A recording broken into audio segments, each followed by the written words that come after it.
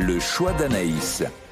Anaïs, ce matin, tu as choisi de nous parler de ces Français qui ne veulent plus répondre au téléphone. Bonjour, vous êtes bien sur la messagerie d'Anaïs Castagna. Je ne suis pas disponible pour le moment, mais laissez-moi vos coordonnées et je vous rappellerai dès que je peux. Bonne journée. Un son très familier pour moi, puisque je l'entends plusieurs fois par jour quand je tente de joindre Anaïs. Voilà, j'avoue, j'aime pas ça, répondre au téléphone. Et je suis pas la seule, Charles. Un Français sur 5 ne décroche pas, en tout cas pas tout de suite, pas de manière systématique. Étude de l'INSEE. Alors, il y a plusieurs raisons. D'abord, parce qu'aujourd'hui, on est inondé d'appels et qu'on n'a pas forcément envie d'être dérangé par quelqu'un qui vient nous vendre un abonnement téléphonique. Il y a aussi les arnaques aux comptes de formation qui se multiplient. Moi, j'ai compté, rien que sur la journée d'hier, j'ai eu 5 appels en absence de gens que je ne connaissais pas. Donc, à part toi, évidemment, Charles. On commence à se connaître quand même. Alors, ce que je fais à chaque fois, c'est que je laisse le téléphone sonner et je me dis que si c'est important, on me laissera un message. En plus, j'ai toujours peur de me retrouver dans la peau de Bruce Willis avec un psychopathe au bout du fil. Allô?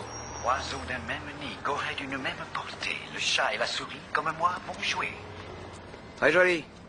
En vert en plus. Pourquoi est-ce que ça sonnait occupé? À qui téléphoniez-vous? SOS Zinzin. Tu as tort de plaisanter, John.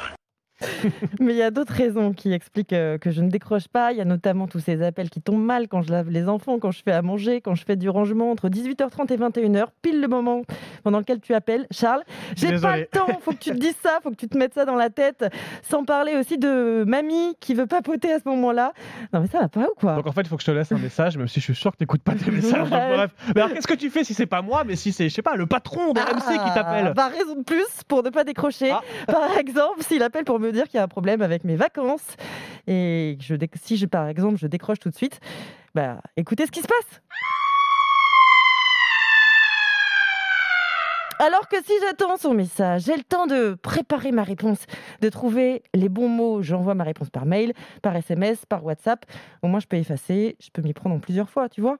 Oui, je comprends le principe de ne pas répondre tout de suite, mais il y a aussi ces gens qui ne répondent pas parce qu'ils estiment qu'ils n'ont pas à être joignables 24 heures sur 24. Ouais, et ils ont raison, c'est ce qu'on appelle le droit à la déconnexion. Après, le problème, quand on ne répond pas, c'est que les messages s'accumulent. Moi, j'ai regardé dans mon téléphone, et alors, attention, j'ai 86 messages vocaux non écoutés, 402 mails non lus sur ma boîte mail professionnelle, 227 sur ma boîte mail personnelle.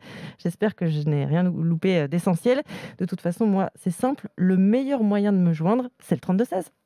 Et c'est assez vrai. C'est assez vrai que pour l'instant, j'arrive plus souvent à joindre Anaïs au 3216, en tout cas au boulot.